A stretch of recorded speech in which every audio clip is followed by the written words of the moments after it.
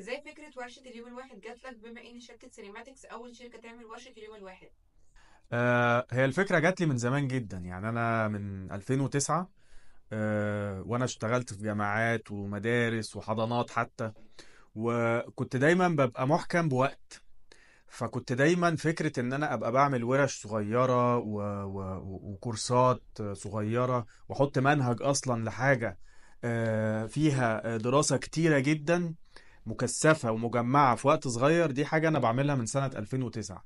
فطبعا فكرة إن هي نعمل ورشة يوم واحد والناس تتعلم وتستفيد ويبقى عندها knowledge أو عندها معلومات في يوم واحد، دي بالنسبة لي حاجة يعني بعملها من زمان جدا مع جميع الأعمار والأجيال يعني.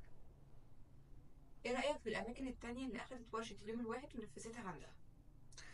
آه، في ناس طبعا اخدت الفكرة ونفذتها عندها، لكن طبعا انا اول واحد اعمل الموضوع ده من زمان يعني. ف اكيد هيبقى فيه اختلاف يعني، لان برضو في الاول وفي الاخر آه، سواء الورشة الطويلة او الصغيرة، انا مش بحب ابخل على حد بمعلومة.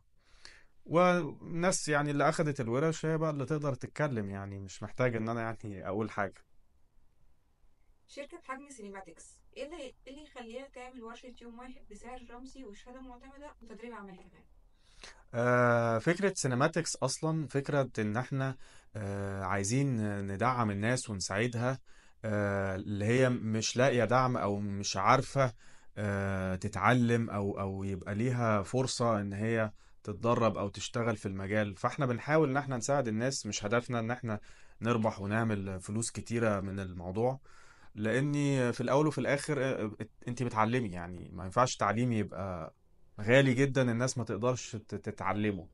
في الحالة دي الناس هتبتدي تشتغل عشوائي وما تبقاش متعلمة. فاحنا لا، احنا عايزين ناس تعلم وعايزين نرتقي بالسينما كلها في مصر او في بقى خارج مصر. يعني احنا حتى ساعات بنعمل حاجات اونلاين، فاحنا حابين ان احنا نرتقي بالموضوع كله في ايا كان بقى في العالم حتى كمان، مش في مصر بس يعني.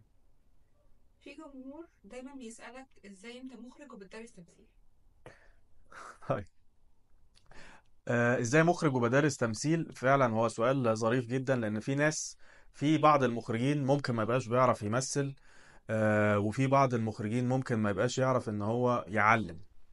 ولكن انا اشتغلت كل حاجة في المهنة دي.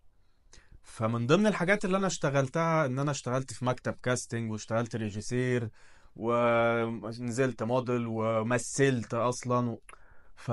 فانا جربت الموضوع ده، غير ان انا طبعا اتعلمت اكيد برضو في ورش. فانا فكرة ان انا اقدر ان انا امثل او اعلم تمثيل، او ان انا اخلي ناس تتعلم، ده بالنسبة لي مش حاجة صعبة، لان انا خضتها قبل كده، يعني دخلت اصلا في الموضوع ده قبل كده بنفسي يعني. شكرا لحضرتك جدا. شكرا.